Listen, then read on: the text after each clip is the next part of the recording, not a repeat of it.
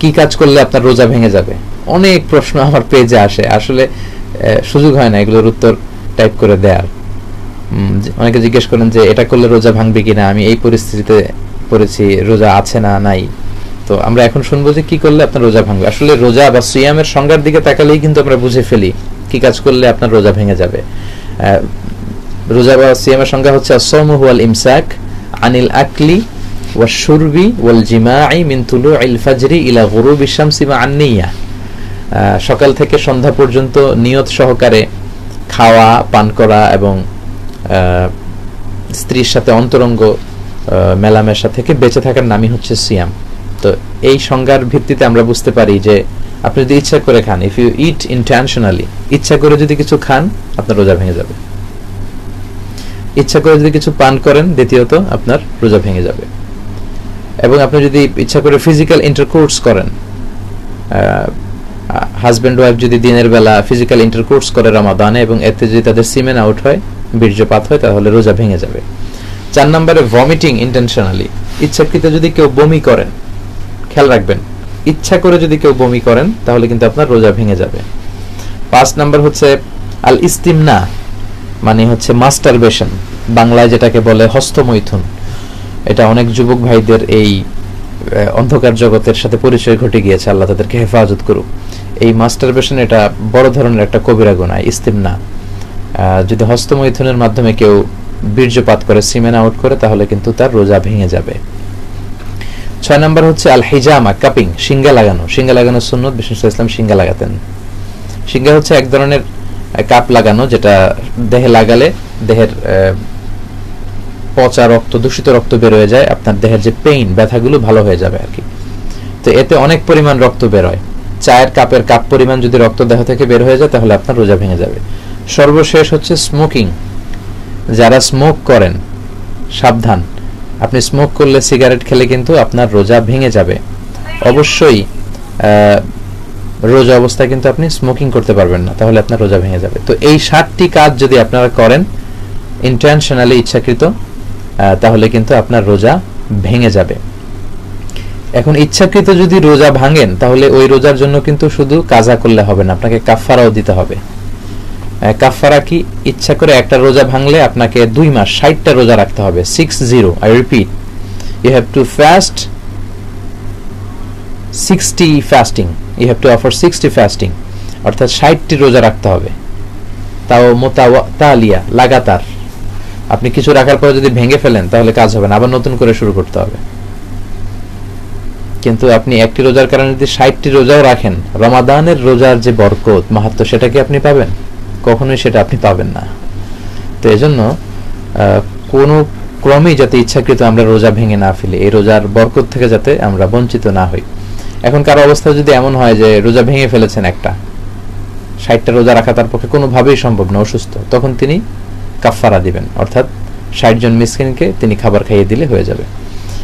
তো দ্বিতীয় পয়েন্টটি আপনারা আশা করি বুঝতে পেরেছেন। যারা বিভিন্ন প্রশ্ন করেছিলেন আপনাদের উত্তরগুলো আশা করি পেয়ে গিয়েছেন যে কি কি কাজ করলে রোজা ভাঙে। এবার আমি আমার আজকের লাইভের আলোচনা সর্বশেষ পয়েন্টে নিয়ে কথা বলবো, সেটি হচ্ছে things or actions that don't break fasting. এমন কিছু কাজ যেগুলো করলে রোজা ভাঙে না, এবং এটা আজকের লাইভ প্রোগ্রামের সবচেয়ে গুরুত্বপূর্ণ অংশ। আপনাদেরকে খেয়াল করে বুঝে নিতে হবে মাসালাগুলো। কিছু কিছু বিষয় নিয়ে আমরা রমাদান আসলে রোজা রাখা অবস্থায় কনফিউশনে থাকি যে এই কাজটা আসলে করা জায়েজ কিনা, করলে রোজা ভাঙবে কিনা। এগুলো আমরা এখন জানবো যে কি কাজ করলে আসলে আপনার রোজা ভাঙে না। প্রথমত হচ্ছে আপনি যদি ভুল করে খেয়ে ফেলেন, আনইনটেনশনাল খাবার যদি আপনি খেয়ে ফেলেন, অথবা পান করে ফেলেন, কিছু পানি খেয়ে ফেলেন বা ড্রিঙ্কস করে ফেললেন, আপনি শরবত খেয়ে ফেললেন, সোডা খেয়ে ফেললেন, বেভারেজ জাতীয় কিছু খেয়ে ফেললেন, যদি ভুল করে খান তাহলে রোজা ভাঙবে না। সুবহানাল্লাহ, ইসলাম কত সহজ। রুফিআ আন উম্মতি আল খাতাউ ওয়ান নিসিয়ান, ভুল করে কিছু যদি করে, কেউ যদি ভুলে যায়, ওইটার কোনো গুনাহ ইসলামে নাই। সুবহানাল্লাহ, আল্লাহ কত সহজ করে দিয়েছেন আমাদের জন্য। লাকাল হামদু ইয়া রাব ওয়া লাকাশ শুকর। আপনার অভ্যাস এরকম যে প্রতিদিন ঘুম থেকে উঠেই আপনি 1 গ্লাস পানি খান। এখন রোজা অবস্থায় আপনি ঘুম থেকে উঠে 1 গ্লাস পানি খেয়েছেন, খাওয়ার পর চিন্তা হলো ওরে আমি তো রোজা, আপনার রোজা ভাঙবে না, কারণ আপনি ভুল করে খেয়েছেন। ভুল করে খেলে রোজা ভাঙে না। আপনি ভুল করে যদি পেট ভরে গোশত বিরিয়ানি কালিয়া দিয়ে পেট ভরে খাবার খেয়ে ফেলেছেন, এরপরে হঠাৎ করে খাওয়ার পরে মনে হলো ওরে আমি তো রোজা রেখেছি, আপনার রোজা ভাঙবে না, কারণ আপনি ভুল করে খেয়েছেন। বিষ্ণু সাল্লাল্লাহু আলাইহি ওয়াসাল্লাম বলেছেন ফাইন্নামা আতআমাহুল্লাহু ওয়া সাকাহু, কারণ আল্লাহই তাকে খাইয়েছে, সে ভুলে গিয়েছিল। তাহলে ভুল করে খেলে বা পান করলে আপনার রোজা ভাঙবে না। পাশাপাশি জোর করে যদি আপনাকে কেউ কিছু খাওয়ায় তাতেও কিন্তু আপনার রোজা ভাঙবে না। অনেকে প্রশ্ন করে থাকেন যে শেখ ব্লাড টেস্ট করা যাবে কিনা রোজা রাখা অবস্থায়। আমরা সাজেস্ট করি ইফতারির পরে আপনারা ব্লাড টেস্ট করবেন। ইফতারির পর থেকে 10টা 11টা 12টা পর্যন্ত সিম্পলি হসপিটাল খোলা থাকে।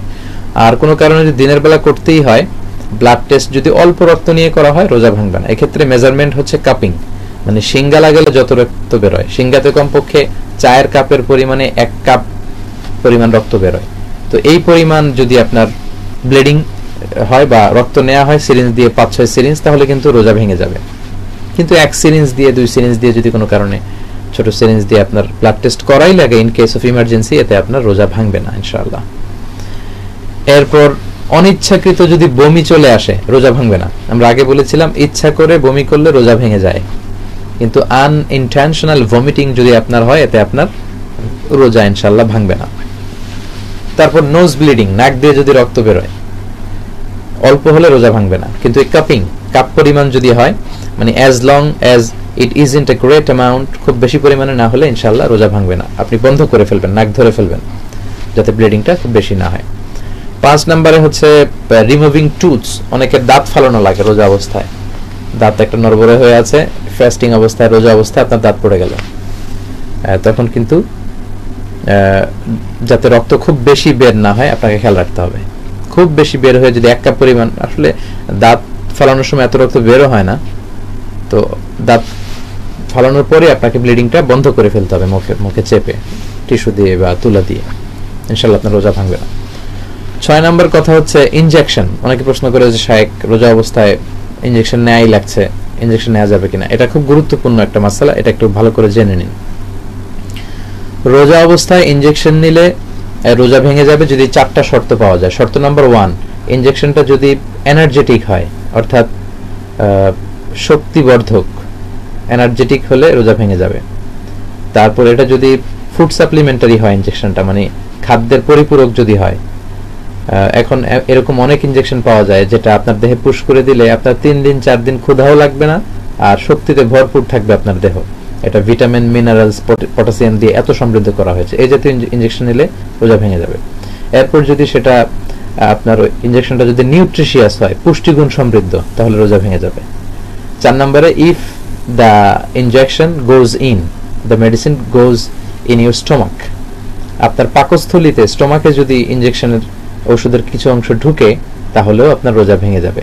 আমি আবার সহজ করে বলে দিচ্ছি। প্রথমত, ইনজেকশনটা যদি এনার্জেটিক হয়, শক্তিবর্ধক হয়, রোজা ভেঙে যাবে। ফুড সাপ্লিমেন্টারি যদি হয়, খাদ্য সহায়ক, রোজা ভেঙে যাবে। নিউট্রিশিয়াস, পুষ্টিগুণ সমৃদ্ধ হলে রোজা ভেঙে যাবে। আর যদি আপনার পাকস্থলীতে ঢুকে যায়, পাকস্থলীতে পৌঁছে গেলে রোজা ভেঙে যাবে। এই 4টার বাইরে কোনো ইনজেকশনে রোজা ভাঙবে না। লেটস এ পেইন কিলার, আপনার প্রচন্ড ব্যথা নাশক ইনজেকশন, পেইন কিলার ইনজেকশন দিলে আপনার রোজা ভাঙবে না। অ্যান্টিবায়োটিক ইনজেকশন, রোজা ভাঙবে না।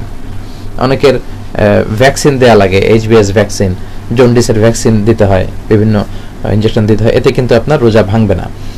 এই জাতীয় কোনো ভ্যাকসিনে, অ্যান্টিবায়োটিক ইনজেকশনে, পেইন কিলার ইনজেকশন আপনার রোজা ভাঙবে না। এই হচ্ছে ইনজেকশনের মাসালা। এরপরে কিছু কমন বিষয় আসলে দৈনন্দিন জীবনে আমরা ব্যবহার করি, এগুলো নিয়ে কনফিউশনে থাকি।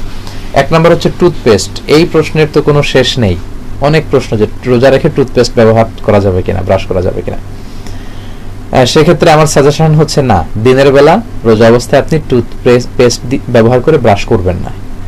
আমি সাজেস্ট করি আপনি সাহারি খাওয়ার পরে আজানের আগেই টুথপেস্ট দিয়ে ব্রাশ সেরে ফেলবেন, আর দিনের বেলা মেসওয়াক করবেন। মেসওয়াক করা সুন্নাহ, মেসওয়াকে অনেক বারাকা। বিশ্বনবীর জীবনের শেষ আমল ছিল মেসওয়াক, তিনি শেষ নিঃশ্বাস ত্যাগ করার আগে তিনি মেসওয়াক করেছিলেন।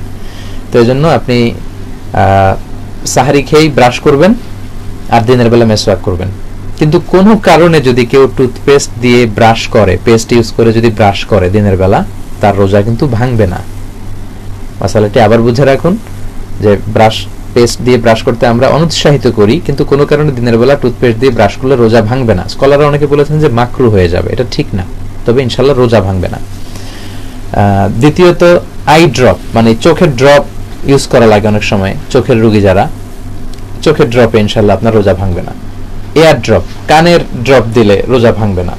কোহল, সুরমা ইউজ করলে চোখে রোজা ভাঙে না। আইলাইনার দিলে ইউজ করলে রোজা ভাঙে না। ইনসুলিন যদি ইউজ করে ফর দ্য ডায়াবেটিক পেশেন্ট, এখন ডায়াবেটিক্সটা আমাদের বাংলাদেশে জাতীয় রোগ, আমাদের বাবা মা আত্মীয় স্বজন মুরব্বীদের অনেকেরই এটা, ডায়াবেটিক্সের ইনসুলিন যদি দেয়া লাগে দিনের বেলা ইনশাল্লাহ এতে রোজা ভাঙবে না। এরপর ইনহেলার ফর অ্যাজমা পেশেন্ট, যাদের শ্বাসকষ্টজনিত রোগ আছে, ইনহেলার এটা যদি লিকুইড হয় এবং পাকস্থলিতে চলে যাওয়ার সম্ভাবনা থাকে তাহলে কিন্তু রোজা ভেঙে যাবে। এছাড়া শ্বাস প্রশ্বাসকে ক্লিয়ার করার জন্য ইনহেলার নিলে রোজা ভাঙবে না। এরপর পারফিউম ইউজ করলে, আতর ইউজ করলে ইনশাল্লাহ রোজা ভাঙে না। আশা করি বিষয়গুলো বুঝতে পেরেছেন। 8 নাম্বার কথা হচ্ছে যে সাপোসিটরি দিলে রোজা ভাঙে না। সাপোসিটরি আপনারা হয়তো চিনবেন, এটা পায়ুপথ দিয়ে অ্যানাল পিল, অ্যানাল মেডিসিন এটাকে বলে ডাক্তারি ভাষায়। পায়ুপথ দিয়ে অনেক সময় ইউজ করা লাগে, পায়খানার রাস্তা দিয়ে ডাক্তার অনেক সময় সাজেস্ট করেন। এটাকে বাংলাদেশে হয়তো ডুস বললে আপনারা চিনবেন, ডুস দেওয়া লাগে অনেক সময়। কোষ্ঠকাঠিন্যের কারণে যদি আপনারা ডুস ইউজ করেন, জ্বরের কারণে ডুস ইউজ করলে রোজা ভাঙে না, কারণ এই ডুস আপনাকে শক্তিশালীও করছে না, আপনাকে এনার্জিও দিচ্ছে না, এটা খাদ্যের পরিপূরকও না, আবার পাকস্থলিতেও তো যাচ্ছে না। তো ডুস দিলে, সাপোসিটরি দিলে ইনশাল্লাহ রোজা ভাঙবে না। এরপর nose drop, it's a very sensitive মাসআলা because sometimes it goes in. স্কলাররা বলেছে এটা সেন্সিটিভ মাসআলা। নাকের ড্রপের ক্ষেত্রে বেশিরভাগ স্কলাররা বলেছে রোজা ভেঙে যাবে, কারণ নাকে যখন আপনি ড্রপ দেন এটা টান দিতে হয়, ফলে আপনার গলায় চলে যায় এবং তিতা একটা ভাব, যতই আপনি থুতু ফেলে দেন আস্তে আস্তে এটা পাকস্থলীর ভিতরে চলে যাওয়ার কিন্তু একটা সম্ভাবনা আছে। এজন্য নোজ ড্রপ রোজা অবস্থায় দেওয়া যাবে না, অনেক স্কলাররা বলেছেন রোজা ভেঙে যাবে। সর্বশেষ কথা আমার আলোচনার, সেটা হচ্ছে রোজা রাখা অবস্থায় জরুরি প্রয়োজনে খাবারের স্বাদ নেওয়া যাবে। দিস মাসালা is specially for the cook and chef, যারা রেস্টুরেন্টে কাজ করেন তাদের জন্য।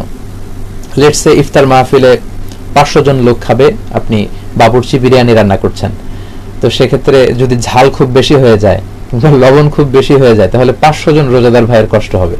সেক্ষেত্রে আপনি খাবারের কিছু অংশ জিহ্বার অগ্রভাগে, মানে জিহ্বার সামনের অংশ দিয়ে আপনি একটু স্বাদ নিয়ে দেখলেন যে ঝাল এবং লবণ ঠিক আছে কিনা, সাথে সাথে থুতু ফেলে দিয়ে আপনি কুলি করে ফেলবেন, ইনশাল্লাহ এতে আপনার রোজা ভাঙবে না।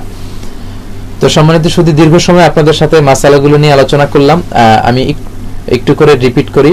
আমি বলছিলাম যে প্রথমে আমি আলোচনা করেছি যে those who are exempted from fasting, তাদেরকে রোজা না রাখার ব্যাপারে শরিয়ত ছাড় দিয়েছে। আপনারা শুনেছেন যে 10 জন ব্যক্তিকে ছাড় দিয়েছে। তারপর আমরা শুনেছি কি করলে রোজা ভেঙে যায়, এবং সর্বশেষে শুনেছি এমন কিছু কাজ যেগুলো করলে আসলে রোজা ভাঙে না।